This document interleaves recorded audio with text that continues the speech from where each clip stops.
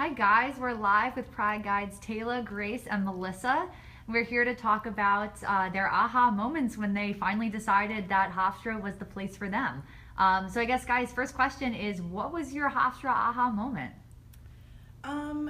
For me, like I'm from Maryland, so a lot of the people around me and like my high schools, we all like went to the same schools like in Maryland. So I was very nervous and anxious about being the person to go away and finding that school. So looking when I went to schools, I would kind of want to feel comfortable and like feel like I would have a place.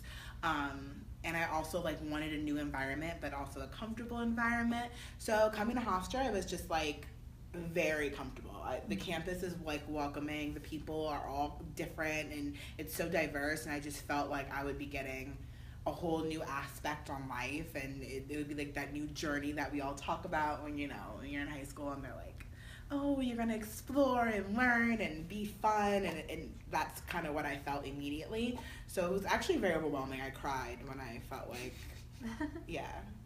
I'm a crybaby, but whatever. So that was kind of like how I decided, in my like kind of revelation moment. Yeah, and I guess for me, it's a little bit different because I transferred here.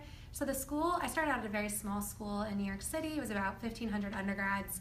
And while I was there, I loved New York City, but I was missing that traditional campus. And so when I made the decision to transfer, I really wanted to do marketing. And when I was doing my research and I came on Hofstra's campus, I knew that they had first a great business program. It was still close to the city, so I could still go there and use all the resources it provided to just, go there for fun or go there for internships or field trips or anything. So it was kind of the best of both worlds. And it is also far enough away from my home that I feel like I'm away, but it's still only 2 hours away from my home. So if I really want to get there, I'm not stuck and I can go home and see my family on a weekend. So I think it was just kind of like the best of every world for me, if that makes sense. Yeah, and I really liked kind of what Taylla said, like the comfortability. Where I come from in Virginia, I live in the woods, and when I came on campus, kind of the typical thing you think of in New York City and Long Island, you don't really think large spanning woods and animals and stuff. And so when I came on campus, I was very surprised about all the amounts of trees and how beautiful it was on campus. And I really walked in and I kind of felt at home. And then at the same aspect, it really was New York City that brought me here, because there was just so many different opportunities that I knew I could just do socially and as well as academically. And I knew that having that home away from home, where you're just a little bit outside of it, you're not living in this very busy, bustling, loud city, but you're still getting that sort of college campus aspect, like Grace said. Yeah. And what do you guys do for fun around campus?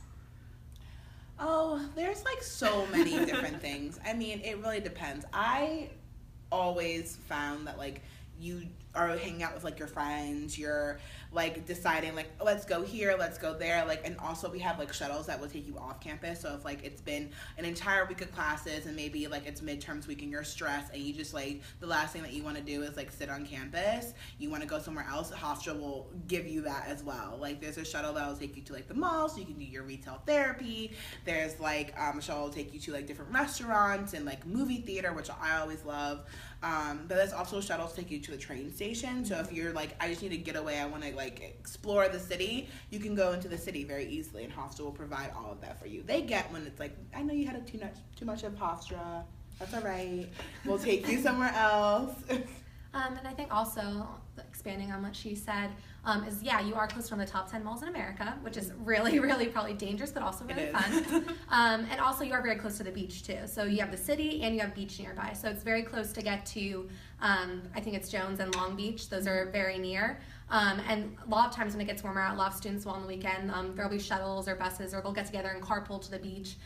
So there's a lot of stuff to do on the weekends. And then Hofstra hosts movie nights all the time. So they do that where everyone will come together and watch like a 9 o'clock or 11 p.m. showing, and that's really fun. We'll have popcorn and snacks and everything.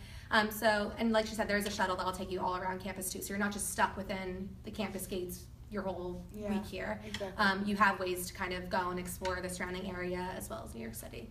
So.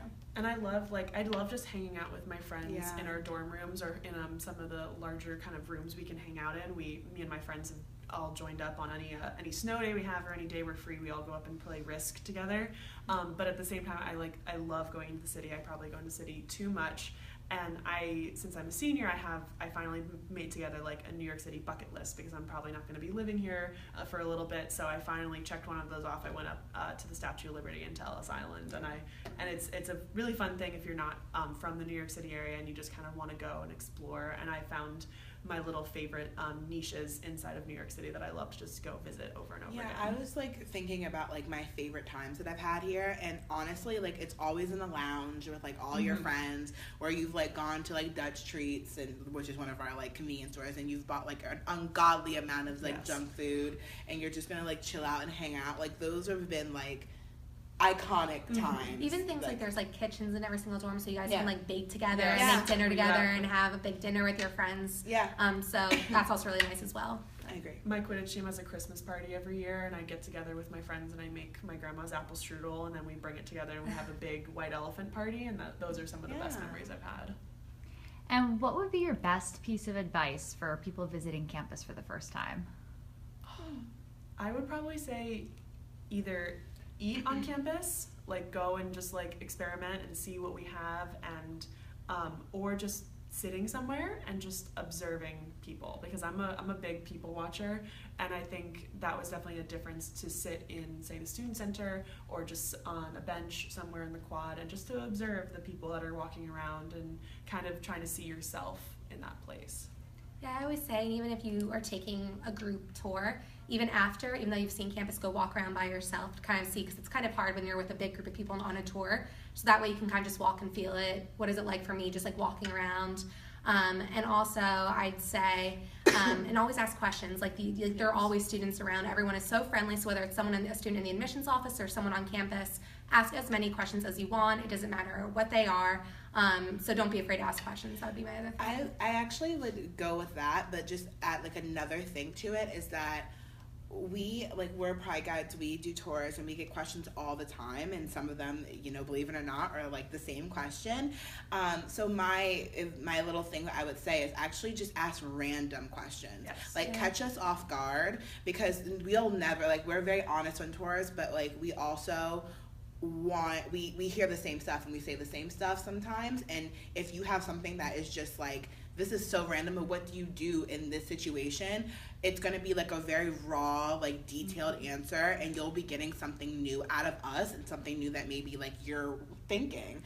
Be that person who's being out there, outspoken, and just kind of, because you're not just surprising the tour guide, but you're also surprising everyone else in your group, and you're probably answering so many questions that for no them one too. Would think to that ask. that no one even think to ask. I would say just ask me so on a Tuesday, when do you shower? Just random stuff that would just kind of draw a conversation that we can just talk about life as a college student. And you never know, if this is the first time you're visiting campus, you may not get the chance to visit again before making your college decision. Very true. So at that point, and you might be able to visit again, but some people coming from farther away or don't have the time to, they won't be able to get here. So at that, like she said, just ask questions.